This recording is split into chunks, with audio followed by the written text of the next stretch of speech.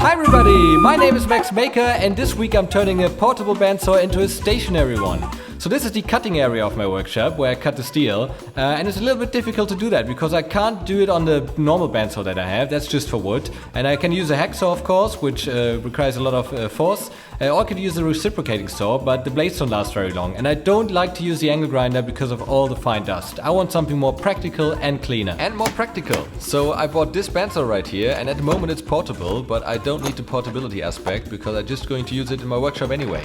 So in this video I'm going to build a proper stand for this just as a regular bandsaw for wood would be, so I can use it standing upright like that. And I walked around it for a few minutes to figure out how I'm going to do that first. So I want this to be standing upright and I found these two threaded holes that should be perfect for that. So I think I'm going to make a stand like this, and then something that goes across and then two holes that go in here.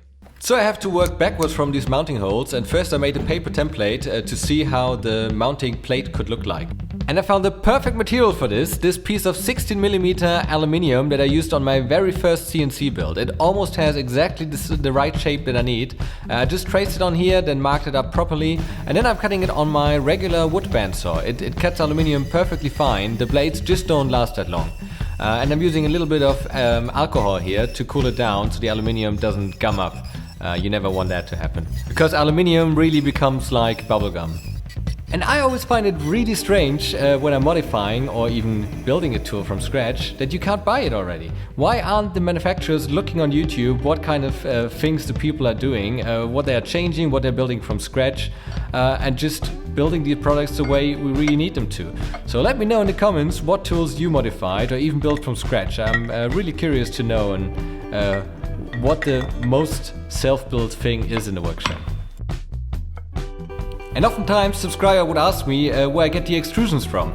And I get them extremely cheap because I buy them in bulk, because I sell them in some of the products that I make. But there's a way to get them really cheaply, and that is by just going on eBay and looking for some used manufacturing cells. Because companies like car manufacturers, they build all kinds of machinery equipment out of these extrusions. And oftentimes at the end of the lifespan of a product, these machines, they just end up on eBay, and you can buy the whole machine and recycle all of the materials, and especially the connectors, because they're even more expensive, and you get the genuine stuff from the company Item, which is good stuff, but you can also buy knockoff extrusions that work just as well. We need some threads at the ends of these extrusions, so we use a thread cutter to cut them, and it's really easy to do. You can just use a cordless drill for that. And if you're buying tabs, I always recommend HSS bits because they never snap and they last us still a very long time.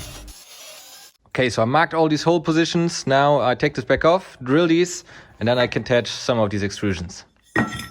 And I found this perfect piece of plywood that's going to be the base of the machine, and of course it needs to get exactly the same mounting holes so we can attach the aluminium extrusions to it. And I'm giving everything a nice round over, so it just looks better and a little bit more finished. You know, you have to do something to these sharp edges. You can use a little bit of sandpaper and just break them, but I find these round overs make it look much nicer. And it's also getting some paint later. So now we can attach the extrusions with these countersunk bolts. And the nice thing about these extrusions is they are already finished. I don't need to sand them or paint them. They just look good and they're ready straight away. And it's already stripped. That's stainless steel screws for you, with these stupidly small heads. Anyway, the screw is in now and it won't come out again unless I use the angle grinder on it. It's just that the stainless steel is really soft, and with these screws especially, the little hole that the hex goes into is just very small, so yeah, it's easy to strip them. Anyway, everything is on there now and I don't need to remove it anyway, because this fits pretty well so far. Now I can screw on the bandsaw and see how that looks like. And the handle still fits. That is really nice because the machine is quite heavy and it could be awkward to move around without it. So that's a nice touch. Right now the machine is hanging in free air, so I use this block of plywood and I cut this little notch in there and I'm just jamming it in underneath there, and I use a little glue to hold it in place.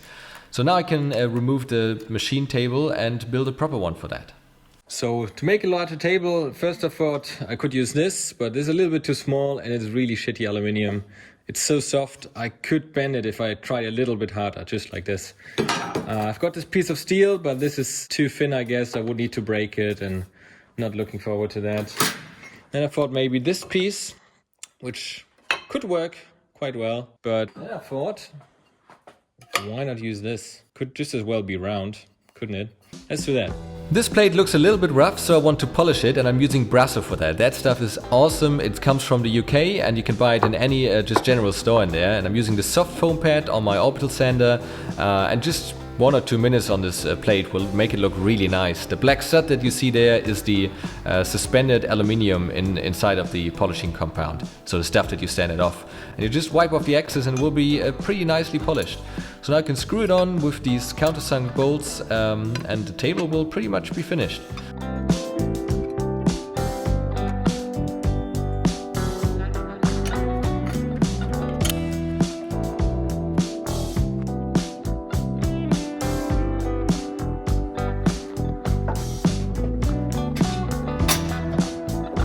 So what we need now is a nice comfortable switch, and I've got this one. This is a typical light switch.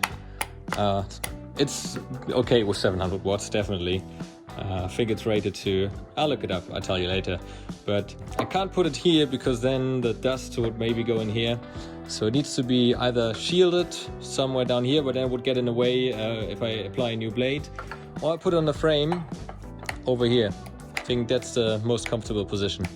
These small improvements really pay out in the long run, and if you have more and more and more of these tiny improvements, just like a more ergonomic light switch to turn this on, your workflow will be much better and you can work faster in the workshop and easier, and you struggle less. Surprise! Doesn't have a ground, so I'm going to add one.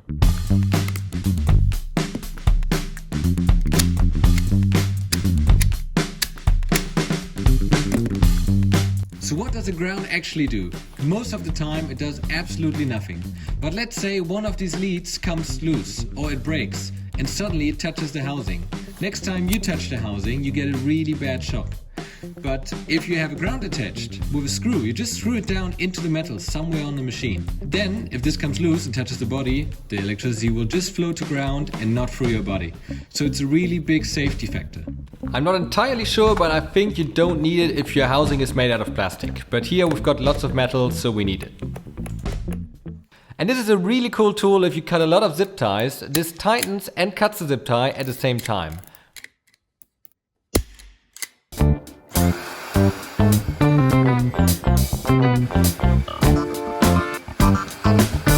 It cuts great, but I noticed that I need oil, and the oil was on the other side of the workshop, and I thought, why do I have to walk over there to get it? So I printed these little cups that hold an oil can, and the cool thing is now I can use the aluminium extrusions and just put a T-nut in there and 2 screws, and I can screw on any kind of attachment I want. So now I have an oil holder for the oil cans that I use. And this, of course, is the normal utility oil that I use for anything. And I printed some more for the drill press and also here for the bandsaw. And some finishing touches, and we're done. I'm really happy with how this came out. Now I've got a great standing bandsaw, and it wasn't even that expensive. Thanks for watching, everybody. My name is Max Maker, and I hope I inspired you to make something yourself today. Oh, and please subscribe, of course. Thanks for watching, everybody.